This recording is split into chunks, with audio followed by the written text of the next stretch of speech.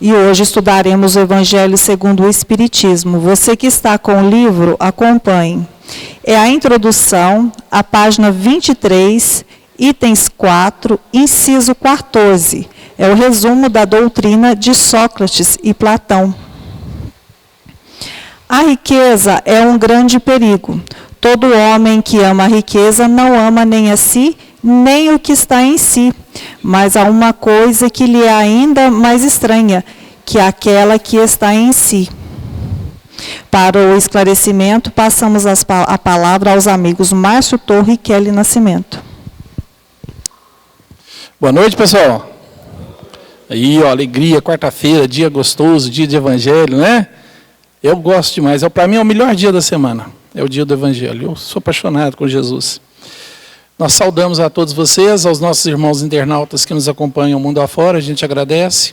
Lembrando a todos que o estudo é interativo, é aberto a perguntas, né, de acordo com o texto lido. Quem tiver alguma pergunta é só levantar a mão. Nas laterais nós temos nossos irmãos aí que vão até vocês com a prancheta e o papel. E a gente, dentro das nossas condições, vai tentar esclarecer, tá ok?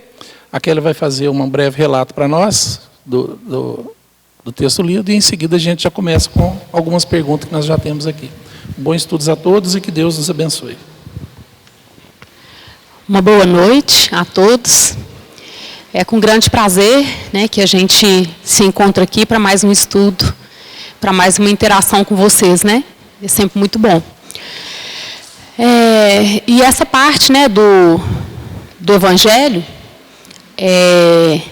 eu até tinha falado com o Márcio, né, eu falei, não, mas um pedacinho tão pequeno, né, um itemzinho tão pequeno, mas é muito cheio de sabedoria, né? A gente poderia ficar aqui um tempão falando sobre isso, sobre a riqueza, sobre a pobreza, e nós ainda precisamos muito de ouvir falar sobre isso, porque nós misturamos muito as coisas, né?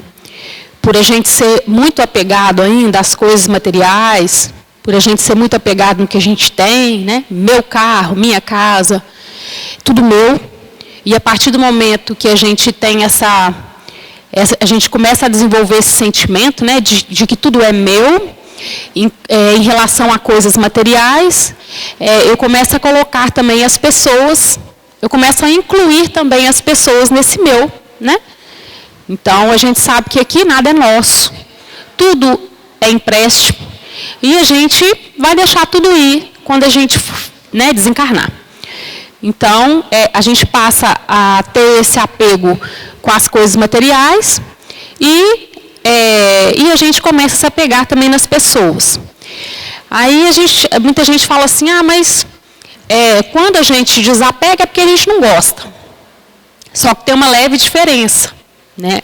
É sempre muito importante a gente tentar desenvolver esse desapego, tanto com as coisas materiais, quanto as pessoas. O desapego não é sinônimo de desamor. Não é. O desapego é um sentimento diferente. É aquele em que a gente pode amar e pode também ter e tentar, pelo menos, desenvolver o sentimento de desapego. Para nós ainda é difícil a gente falar disso, porque nós ainda somos muito material. A gente tem que pegar, a gente tem que sentir. No entanto, observem para vocês verem a dificuldade que a gente tem de entender essa relação nossa de corpo e espírito. Por quê? É por isso. É porque o que a gente vê, para a gente é mais fácil. Eu estou vendo todos vocês aqui. Estou vendo o Márcio aqui. Estou vendo essa garrafinha de água. Eu estou vendo. Então, para mim é mais fácil eu absorver isso, o que eu estou vendo. Agora, o que eu não vejo é mais difícil.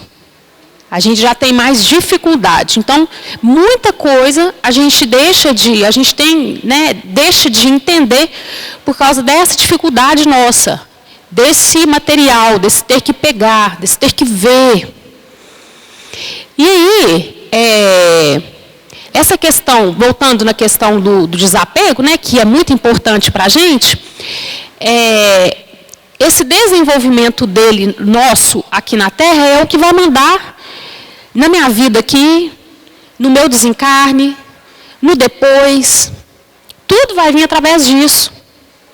Porque se eu consigo desenvolver esse desapego, a minha passagem vai ser mais tranquila. Quando eu estiver do lado de lá, será mais tranquilo. Tudo fica mais tranquilo quando a gente começa a desenvolver esse desapego. Aí a gente fala assim, em relação às pessoas, né? Então quer dizer que eu não posso ficar gostando muito de ninguém. Então eu não vou amar demais porque eu vou perder. Então eu vou desenvolver o desapego desse jeito. Não é isso. Né? O desapego ele é diferente.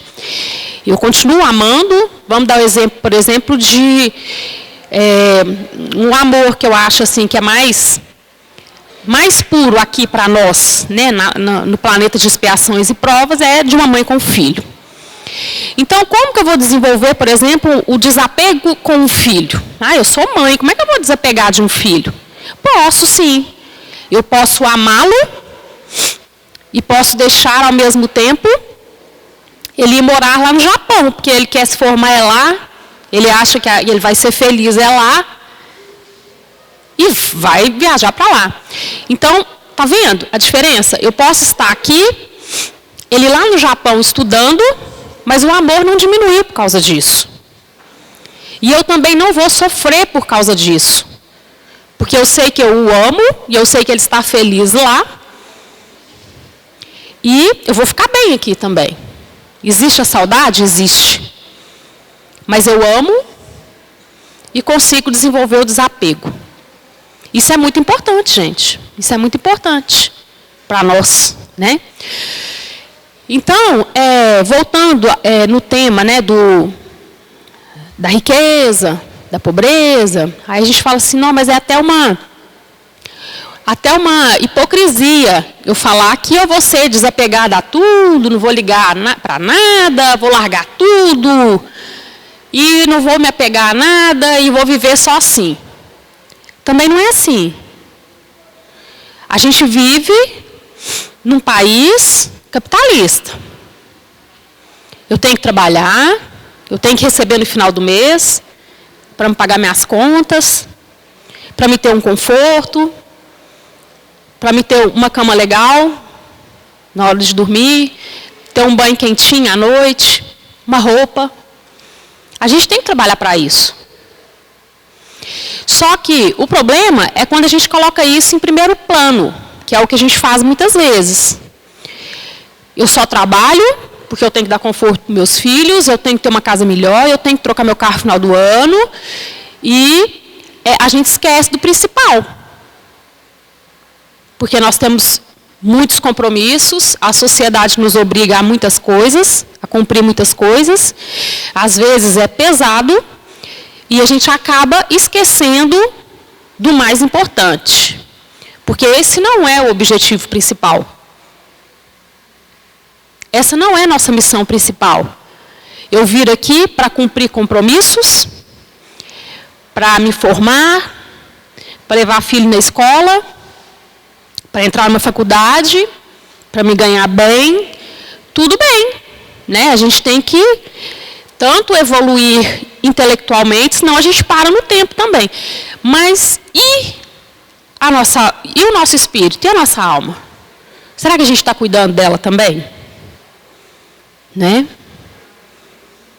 E aí, gente, a gente é tão materialista que às vezes a gente pensa assim, tá, então a gente está na doutrina espírita e como a gente tem várias reencarnações, passa por várias reencarnações, aquele que tá rico hoje, ele teve um crédito, ele está bem. O pobre é porque ele está pagando. Muitas vezes a gente pensa assim, não pensa? Aqui está falando. No capítulo, se refere ao capítulo 6, que ele manda a gente voltar, 16. Ele pede a gente para voltar aqui no 16, para a gente ter um entendimento maior, o capítulo 16. E ele fala justamente disso. Nós estamos no mundo de provas e expiações, e tanto a riqueza quanto a pobreza são duas provas. E muitas vezes a riqueza, ela é uma prova mais difícil de se vencer do que a pobreza. Só que como nós, né, ainda somos ligados a isso, a gente vê, fulano é pobre, então ele está pagando. Ciclano é rico, então é porque ele tem crédito, ele deve ter sido bom na outra. A gente pensa assim.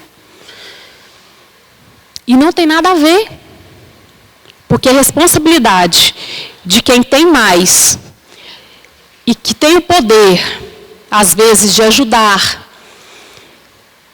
e não faz, pensa só em si, ele vai ter que dar conta disso também. Então, são duas provas difíceis. São duas provas difíceis.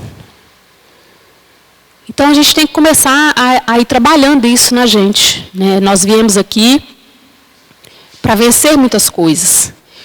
E nós somos esse espírito que estamos passando aqui, nesse corpo que a gente está aqui hoje, que serve para nos ajudar na nossa evolução. E a gente sabe que a nossa estadia aqui ela é rápida. Então, muitas vezes, a gente passa uma vida inteira agarrada a bens, agarrada a coisas, a carros. O Sérgio conta várias histórias aqui, das reuniões mediúnicas, como que funciona. Dos espíritos que estão do lado de lá, e está agarrado no carro que ele deixou, que ninguém pode usar, na casa que ele deixou, no dinheiro que estava escondido. E são muitos que estão sofrendo do lado de lá por causa disso. Aí fala assim, então a riqueza é uma maldição. Não é.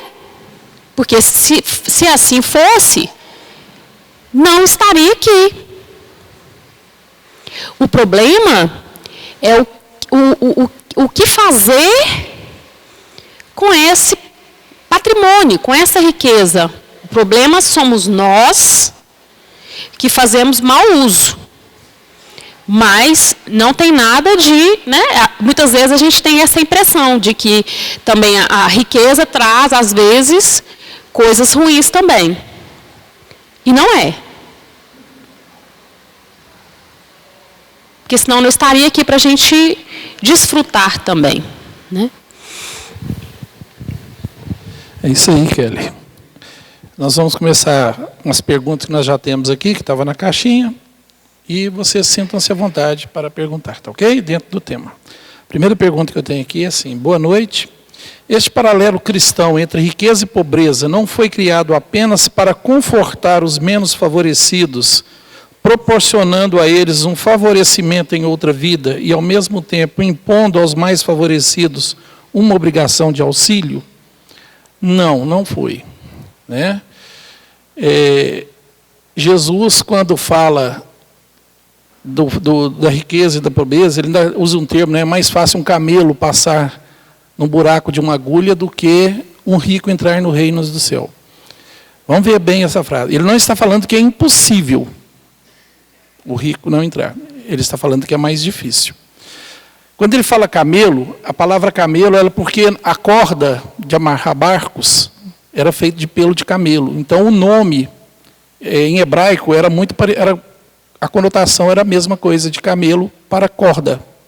Então é mais difícil, é mais fácil uma corda de amarrar barcos, aquela corda grossa, passar num buraco de uma agulha, do que um rico entrar no reino do céu. Por que Jesus está falando isso? Não é porque a riqueza vai fazer com que a pessoa vá à falência. Ela apenas proporciona meios da pessoa poder manter em si a soberba, né, o orgulho, a vaidade, né, os excessos que uma vida financeira farta pode proporcionar. Então, assim, o legado, a vida, as provas de quando a gente tem muito, pode nos facilitar o erro, nos facilitar ao desvio. Mas ele não diz que é impossível. Tanto é que um dos santos católicos e um dos trabalhadores da codificação kardeciana é São Luís, que foi o rei Luís IX da França, era um rei. Né? Então, há condições? Ah, sim, lógico que há. Méritos de quem consegue passar. A riqueza, ela não é um crime divino, ela não é uma coisa que vai, eu tenho muito dinheiro, então eu estou fincado. Eu vou pegar o elevador para baixo. Não é aí. Né?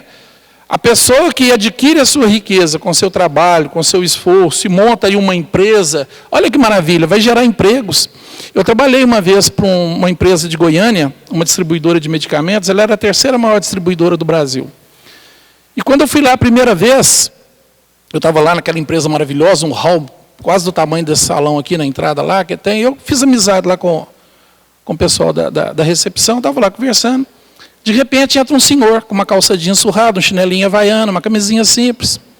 Isso foi em 95, ele estava com o Monza 86, isso era 95. O cara do balcão, ele foi, cumprimentou a gente com uma carinha boa, foi subindo, o cara virou para mim e falou assim, você conhece esse rapaz aí? Eu falei, não. E trabalha aqui? Ele trabalha, ele é o dono. Eu vou, pô, mas é o dono, nessa simplicidade toda? Ele é. O homem tinha 800 farmácias no Brasil. Dono de, acho que umas 80 fazendas em Goiás. Parente do governador, mas de uma simplicidade. E numa oportunidade que eu tive de conversar com ele pessoalmente, porque ele recebia a gente, a maior simplicidade e humildade, ele falou uma coisa comigo assim, Márcio, a maior alegria da minha vida é gerar empregos. Tudo que eu fiz até hoje valeu a pena porque eu gero empregos. Eu sei que o meu esforço, o meu trabalho hoje sustenta famílias. Ele era de uma simplicidade, morreu igual um passarinho. 2003, sentado conversando com a esposa dele, ele só encostou a cabeça. Merecimento. Merecimento. Então, uma pessoa dessa que tem essa consciência de não deixar a fortuna mudar a sua simplicidade, o seu ser, a sua característica, e tem a alegria de saber que aquilo que ele construiu sustenta famílias, gente, é muito bonito. Eu vou falar que uma pessoa dessa não conseguiu? Eu, que não tenho 0,0001% do que tinha, eu não tenho a simplicidade e a humildade desse cara. Eu não tenho, confesso para vocês. Então, eu não posso condenar a riqueza. Eu não posso. Jesus apenas alerta que a riqueza, ela é nos proporcionada como um empréstimo divino para que eu, numa situação um pouco mais confortável financeiramente, possa ajudar aqueles que não estão. Não é sair distribuindo dinheiro. Vou dar dinheiro para você, vou dar dinheiro para você. Não. Gere empregos. Gere possibilidades daquela pessoa se desenvolver com estudo, com conhecimento, com capacidade. Né? Tem um ditado chinês que fala que não adianta dar o peixe, que a gente deve ensinar a pescar. Não é assim? Porque eu não posso só dar o peixe, dar o peixe, dar o peixe, dar o peixe e deixar aquela pessoa a vida inteira dependente de mim também. A pessoa tem, cada um, nós estamos aqui com a obrigação de nos autossustentar. Eu não posso viver sempre de auxílio de terceiros, ou da família, ou da sociedade, ou do governo. Eu tenho que entender que eu tenho que me autossustentar. Eu tenho que gerar o meu sustento, de acordo com a minha capacidade. Isso não quer dizer que eu não possa ser auxiliado. Eu também não posso ter o orgulho de falar, não, eu não quero, estou precisando, mas não quero, porque... Não, mas se eu estou precisando, aquele quer me ajudar, tudo bem, onde é que você pode me ajudar? Até onde a gente pode ir? Porque nós estamos aqui, um pelos outros. Deus não atua na criação, não é através das criaturas. Então eu tenho que ter a humildade também de receber. Quantas pessoas são pobres e orgulhosas? Quantas pessoas são pobres e vaidosas? Tem uma frase que fala assim, não tem nenhum rico que não tenha algo a receber e nenhum pobre que não possa doar. Não é mais ou menos assim. Então, todos nós estamos no mesmo barco. Todos nós estamos. Então, quando fala da pobreza e da riqueza, não é para que o pobre se sinta consolado. Eu não tenho nada, mas eu vou para o céu. Em compensação, o meu vizinho ali que está numa mansão vai para o inferno. Não. Ele pode ir para um lugar melhor do que você. Cuidado. A gente não sabe o que passa no coração das pessoas. A gente não pode julgar as pessoas pela aparência. A gente não pode julgar as pessoas pelo carro que ela anda, ou pelo ônibus que ela pega, pela roupa de marca que ela anda, ou pela uma roupa Maquidel, igual eu uso da Maquidel. Por que não? A gente não pode julgar as pessoas pela aparência. Porque ela é muito mais estudada ou menos estudada, porque ela é analfabeta ou é um doutor. Não, não é isso que caracteriza a pessoa. O que nos caracteriza são as nossas atitudes. São as nossas atitudes. É isso quem dita quem eu sou. Não é o meu padrão financeiro, não é a minha estética, não é a casa, o carro, ou a minha conta bancária, não. É o que eu faço. Porque falar é muito fácil. A coisa mais fácil do mundo é falar e agradar o outro. Coisa mais fácil. Mas agir é que é complicado. Por isso que Jesus falava assim, faça da tua parte, que o resto do céu lhe dará. Por que o céu me dará? Porque tudo que é necessário a mim, para o meu progresso espiritual, eu já tenho. Deus já me deu. Não me falta nada. Pode pôr na sua cabeça.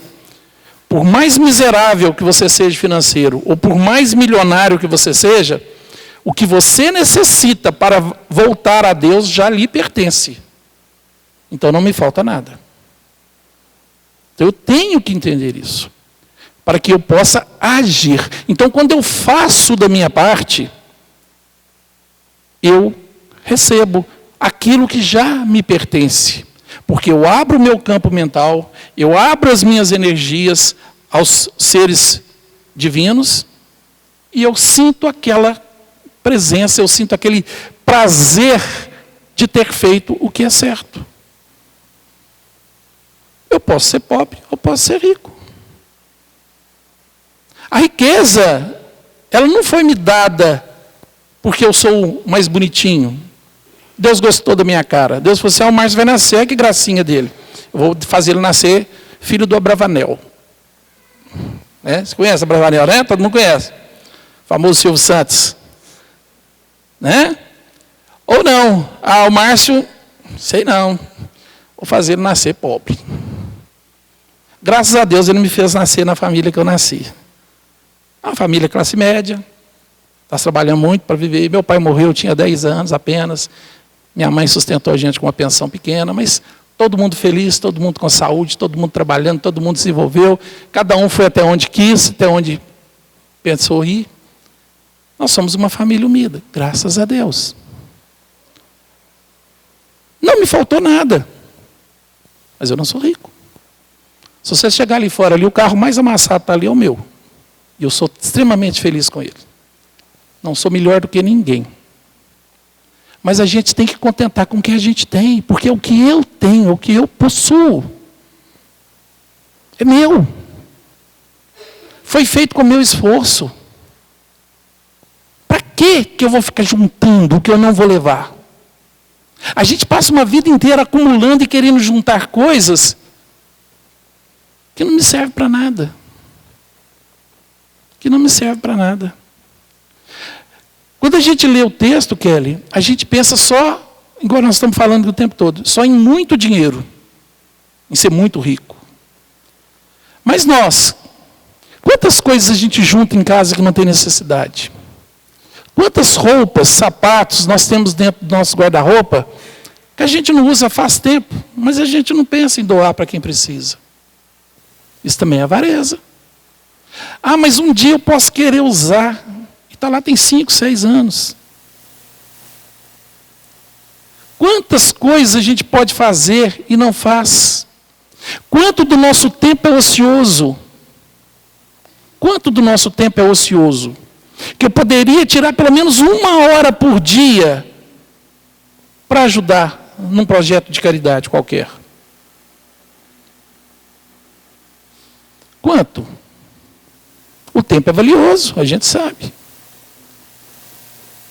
Nós todos sabemos que nós estamos indo embora a qualquer momento, mas a gente acha que é só o vizinho que vai. Que a minha hora nunca vai chegar.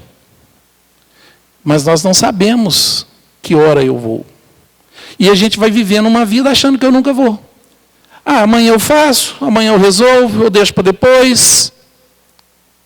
E a vida vai passando, vai passando, vai passando. De repente, meu passaporte é carimbado e meu período aqui vence.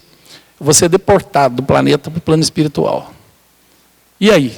O que eu levo na bagagem? O guarda-roupa continua com as roupas todas lá, não continua?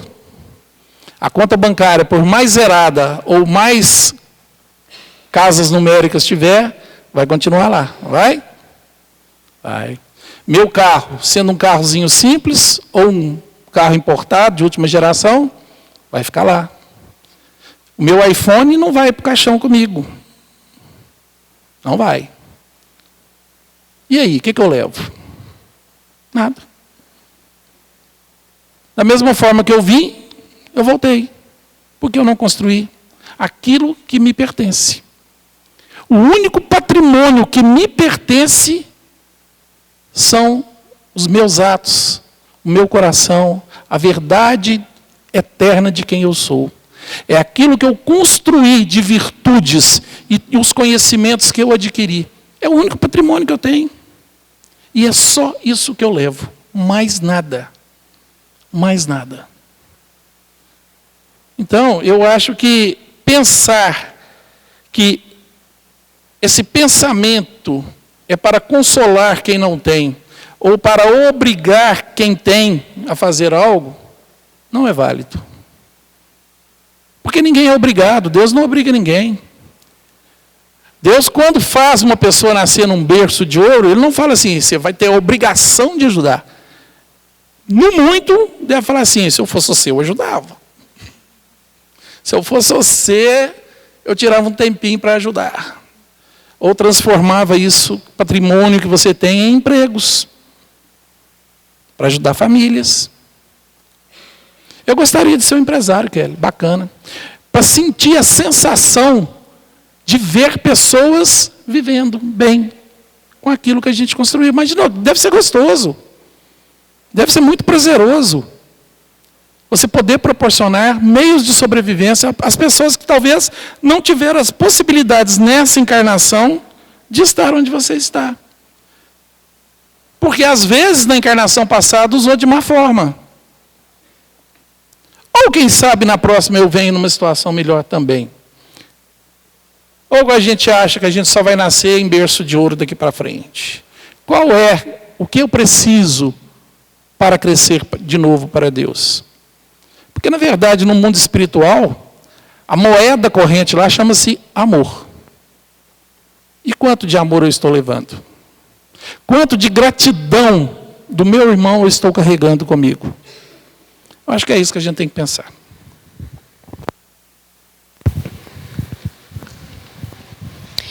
E é interessante também, né, essa questão que o Márcio falou, porque é o seguinte, muitas vezes nós temos aquilo que temos, não estamos satisfeitos com aquilo, e a gente sabe que a sociedade nos mostra bens materiais a todo instante, celulares se renovando a todo dia, e isso chega para a gente. E se a gente não tomar um certo cuidado, nos traz uma certa frustração, sim. E a gente tem um negócio também, sabe, da aceitação no nosso meio. E em outros meios também, que às vezes não é tão nosso. Muitas vezes a gente age igual adolescente. Vocês já repararam adolescente? Adolescente é o seguinte, geralmente eles andam em bando, né? E assim, vamos tomar um açaí? Todos vão tomar, todos vão pedir praticamente igualzinho ali, para ficar tudo igual. Então, vocês imaginam hoje uma rodinha de adolescentes e no meio deles tem algum lá que não tem celular. Aí a gente olha e fala assim, gente, mas é até uma covardia, né? Como é que a gente não vai dar? A gente é quase que assim, quase que obrigado a ofertar um celular, dependendo, né, cresceu ali um pouquinho, a gente já é praticamente obrigado a comprar um celular. Isso eu estou falando do celular, né, gente? Mas é com várias outras coisas. Para ele se inteirar no grupo. Porque se ele não tiver, ele vai ficar de fora mesmo. Isso é difícil. Até para a gente. Vocês imaginam para um adolescente ou para uma criança com outra, né, outra coisa e outra situação parecida com essa. Então, nós temos que tomar muito cuidado e, às vezes, nos perguntar se precisamos tanto, se precisamos dessa troca, né, de sempre estar trocando carro, sempre estar trocando celulares. Talvez a gente não precise de tanto. O Márcio falou aqui de sapatos, né? Nós mulheres, né? Principalmente, nós gostamos de vários sapatos, nós gostamos de várias roupas. Nós não gostamos de repetir, porque eu coloquei foto de quando eu fui na festa tal, já está lá no Facebook, aí eu vou repetir o vestido. Mas isso é nosso, é natural nosso, mas a gente tem que tomar um certo cuidado para isso não virar uma obrigação. Uma obrigação. Eu tenho que ter um vestido diferente para ir nessa festa, porque na outra eu fui com aquele. Então, homem geralmente não é muito ligado nisso, né, gente? Mas mulher, então todas as minhas amigas lá que estavam na outra vai saber que eu estou com o mesmo vestido. E daí? E daí? Então, muitas vezes a gente é cobrado, né? Não só nessa parte, às vezes, de material. Eu vejo que até mesmo a televisão cobra muito, principalmente da mulher. Vocês já observaram as propagandas, até de produto de limpeza? A mulher está lá toda bonitona, unha feita, cabelo feito, e o paninho, um rodinho lá bonitinho na mão. Está maquiada, o cabelo está feito, a roupa está bonita. E se a gente não tomar cuidado, gente, a gente entra em contradição e frustração, sim. Porque aí eu vou no espelho e falo, puxa vida, estou aqui pelejando, esfregando fogão, passando roupa, meu cabelo está todo esgandaiado, minha unha para fazer. Não é? Às vezes a gente pensa, não, que bobagem, eu não penso desse jeito, não. Será que não? Será que lá no fundinho a gente não está olhando, nossa, se eu tivesse aquele corpo, nossa, se eu tivesse aquela casa, não é? A gente tem que tomar cuidado com isso. Que a televisão também é uma das coisas que nos manipula muito. A gente vê, a gente recebe, e a gente não tem a volta, né? Porque aqui, por exemplo, a gente está numa conversa, de repente a gente pode ir. Não concordo. Ou manda uma perguntinha, fala, né? A gente tem um bate-papo. E quando eu sento na frente da televisão, eu não tenho volta, não. Eu sento ali e vou só recebendo, não é? Só recebendo informações, recebendo. Chega uma hora que a gente está num estresse, né? Com tanta coisa que nos foi ofertada ali que eu queria ter, eu não tenho, não conquistei ainda.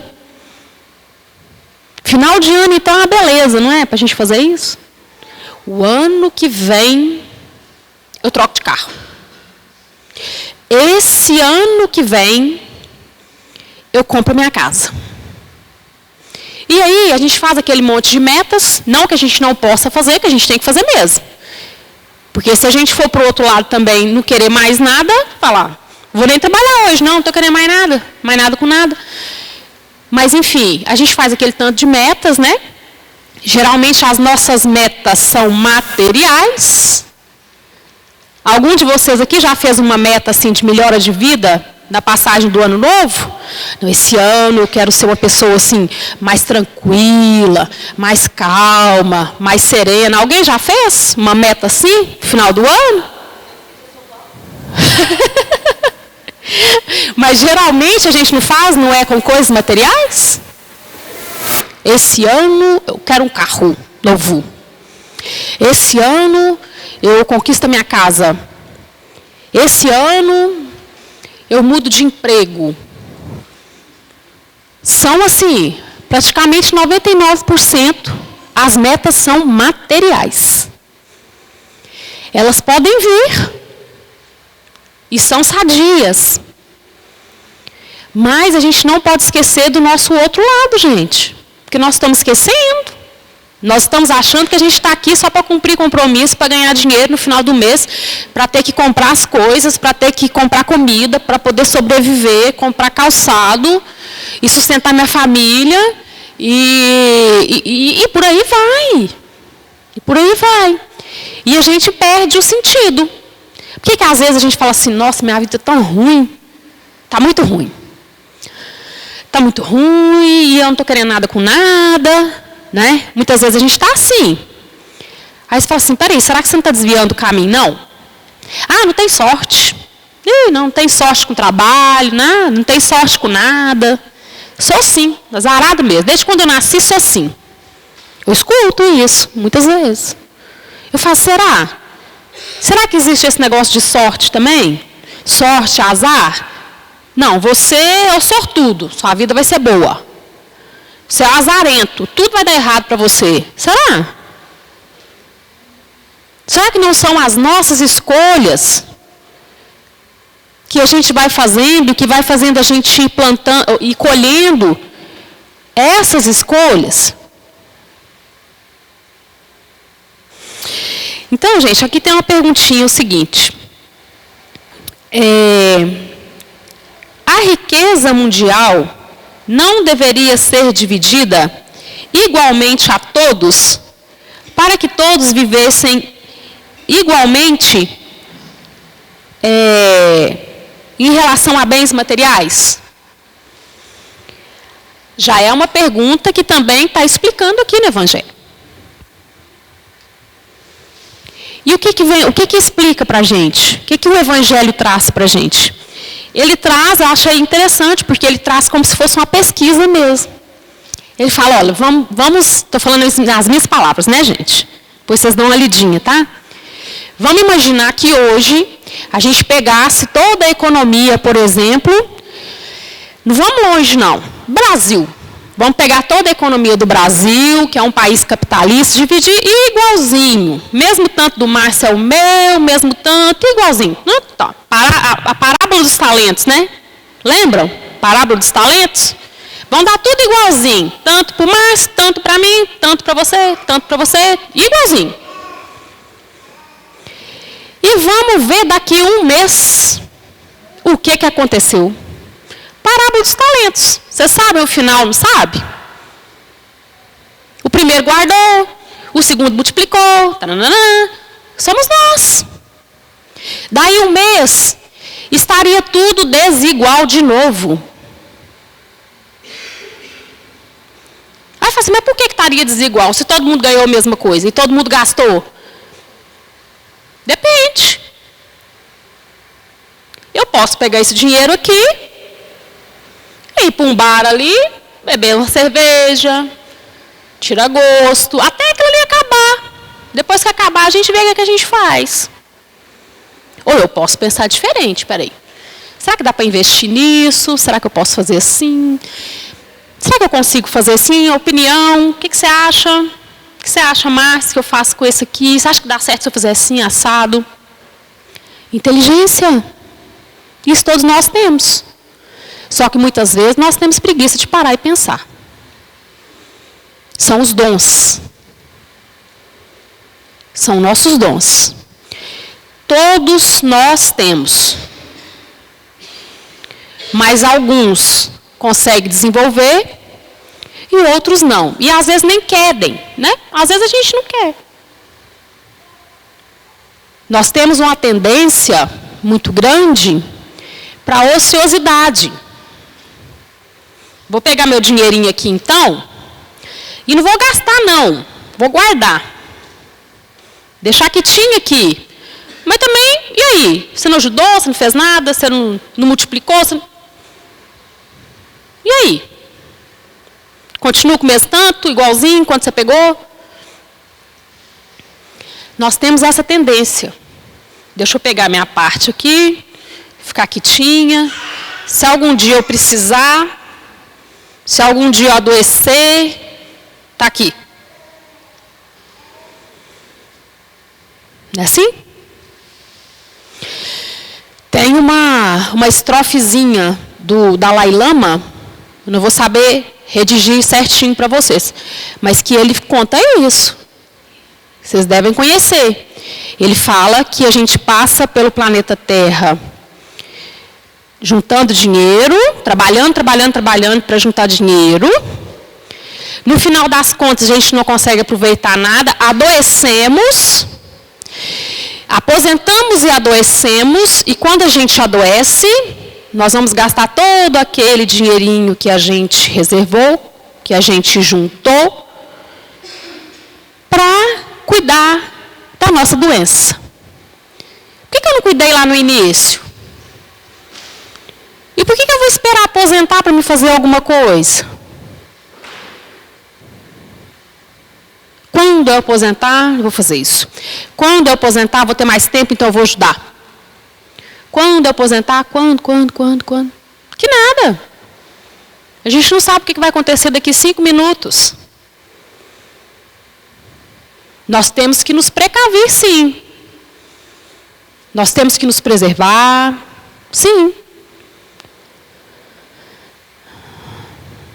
Mas esses planos, eles deverão ser começados a partir de hoje. Voltando lá nas metas que a gente faz final de ano, aí a gente pensa assim, dia 31 para o dia 1º, não é assim? Aí a gente faz aqui um monte de meta. Aí a gente pensa assim, mas aí é o ano que vem. O ano que vem está longe. Faltam 364 dias, porque passou um dia. Faltam 364. Nada, dá tempo. Dá tempo? E por que a gente não começa a dividir e caminhar um pouquinho a cada dia? Não só nessa parte que são as nossas metas e riquezas, mas e na nossa evolução também? Por que a gente não começa a caminhar um pouquinho a cada dia? Fazer diferente um pouquinho a cada dia. A gente fala assim, esse ano eu quero emagrecer 5 quilos. 6 quilos. Aí no outro dia já começa a pensar diferente. Mas eu tenho ainda um ano ainda, né, para me cumprir a meta que eu fiz. E nós esquecemos. E o que acontece? A gente cai na frustração de novo porque a gente não conseguiu aquilo que a gente fez. E vai virando a bagunça, né, gente? A gente vai misturando o ser com o ter. A gente vai fazendo uma verdadeira bagunça na nossa vida. Quer ver? Dar um exemplo para vocês? Que eu acho que muita gente já deve ter pensado assim. Quando a gente recebe um presente, se eu recebo uma bolsa, a bolsa é de marca. Nossa, é cara. O que quer dizer? Que eu sou importante. Eu recebi uma bolsa de marca, ela é uma bolsa cara. Vocês estão vendo como que a gente confunde as coisas? E aí, se eu recebo um presente não tão caro, eu vou falar assim, que nada, hein, nossa. Vou agradecer, né? Porque a gente sabe disfarçar, né? Mas a gente vai olhar aqui e falar, não, puxa vida, né? Um presentinho raleco desse, deixa aí, depois eu uso. Quer dizer, para a pessoa que me deu aquele que não era tão caro, eu não tenho uma importância grande. Gente, olha o que a gente faz. Por causa de material. Talvez aquela pessoa foi lá na maior simplicidade, olhou aquela coisa tão simples e pensou assim, nossa, é a cara dela. E a gente não deu um pingo de valor. quando que a gente faz isso também? Que a gente troca os sentimentos pelo material? Com nossos filhos. Quando na minha cabeça, cheia de culpas, eu penso assim, eu fico o dia inteiro longe. Eu tenho que levar um agrado. Porque eu chego tarde, eu trabalho muito. Eu fico muito longe, muito tempo fora e muito tempo longe do meu filho. Então, todos os dias eu tenho que levar um agrado para ele. Aí, o que ele vai pensar? Isso é inconsciente, né, gente? Não é assim, não, é inconsciente. O que a criança vai pensar? Peraí, minha mãe não está em casa, não. Passa o dia inteiro fora, trabalhando, chega tarde, mas em compensação, eu ganho presente. Então, a gente faz uma troca. Eu não tenho o seu tempo, eu não tenho o seu amor, nem o seu carinho, na hora que eu preciso, mas eu tenho presente. Eu tenho a bola que eu queria, eu tenho o brinquedo que eu queria, e às vezes até aquele que eu nem pensei que eu queria, eu estou ganhando. Nós fazemos isso. Fazemos ou não fazemos? Nós fazemos isso. Mas nós não podemos deixar acontecer, ter a obrigação do material para essa criança todos os dias. Eu tenho que levar um dia que eu quiser levar. Né? Não estou falando que é proibido, né, gente? É só um exemplo de uma obrigação que às vezes a gente acha que tem que desenvolver por nossa falta. Tá vendo como que a gente embanana as coisas? O ter com o ser. Fulano, conhece fulano? Não, quem que é fulano? Fulano é o advogado tal. Ah, é aquele que mora naquela casa chique, sabe? Que bacana, que é carrão, você não conhece, não? Né? A gente é conhecido pelo que a gente é, pelo que a gente tem, pela nossa profissão. E aí, será que algum dia a gente vai identificar o outro pelo que ele fez, pela pessoa que ele é? Será que a gente vai chegar nesse nível? Né? Aqui é um pouco difícil, né? Penso eu.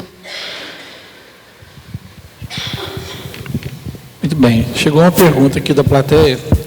A pessoa fala assim: em questões familiares, pai, mãe, irmãos, como diferenciar o desapego da indiferença após situações de decepção? Deve estar se referindo até à introdução da Kelly. Primeira coisa que chamou a atenção aqui foi a palavra decepção. Quando é que eu me decepciono? Eu me decepciono quando eu me iludo. Não é? Eu crio uma ilusão, que é uma coisa fantasiosa, uma coisa não real.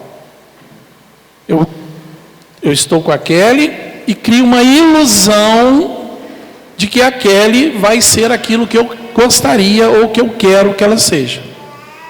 Aí, de repente, ela não é, porque ela é um indivíduo com direito ao seu livre-arbítrio, ao seu direito de pensar e ao seu direito de agir. Aí eu me decepciono. É quando eu espero que alguma coisa seja conforme eu quero. E as coisas quase nunca são como a gente quer. Não é? Porque a única coisa que eu tenho domínio é sobre mim mesmo. Sobre as minhas escolhas, meu livre-arbítrio.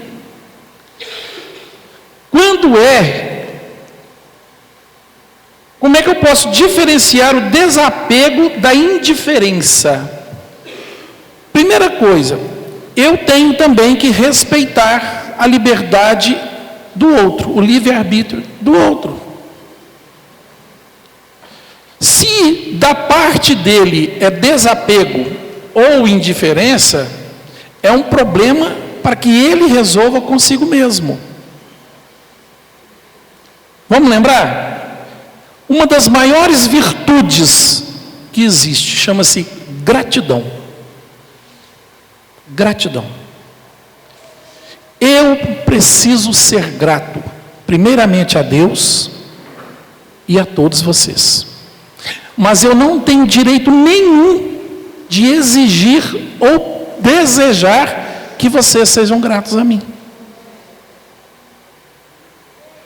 Quando eu faço alguma coisa esperando gratidão, eu não estou sendo sincero, eu não estou sendo caridoso, eu não estou sendo verdadeiro, eu não estou amando. Nós devemos fazer o que é certo, independentemente da pessoa, da situação, se ela já foi boa ou se foi ruim para mim, se ela merece ou não merece. Nós devemos ser bons. Isso é mérito meu. Então, quando a gente faz alguma coisa esperando algo, aquilo então não é caridade, não é amor. Mãe que faz tudo pelo filho, eu amo meu filho e dou minha vida por ele, mas ela quer que o filho seja o que ela quer, ou que faça o que ela quer. Então não é. O verdadeiro amor, ele liberta. A gente, quando ama, a gente deixa a pessoa livre. A gente respeita o direito da pessoa até de bater o nariz no chão e quebrar o nariz. Ninguém é obrigado a fazer o que eu quero. Lógico que nós, se formos sábios, nós vamos escutar o pai e a mãe. Por quê? Eles vieram primeiro, já têm uma experiência de vida, já sabem o que é melhor ou o que é pior naquela situação. Então, por sabedoria, eu deveria ouvi-los para que eu faça uma análise daquilo que eu estou fazendo, para evitar que eu cometa o erro, talvez, que eles cometeram no passado. Então, pai e mãe, a gente tem que escutar. Mas o pai e a mãe não tem que exigir que o filho faça. Porque, de repente, no estágio evolutivo daquele filho, que talvez seja diferente do meu, ele pode estar mais elevado ou mais inferior ao meu, evolutivamente, como espírito imortal, o filho vai querer tomar uma atitude diferente, porque às vezes é necessário que eu caia, para que eu aprenda a levantar. O pai tem que entender isso. Às vezes há necessidade dele permitir que o filho se machuque.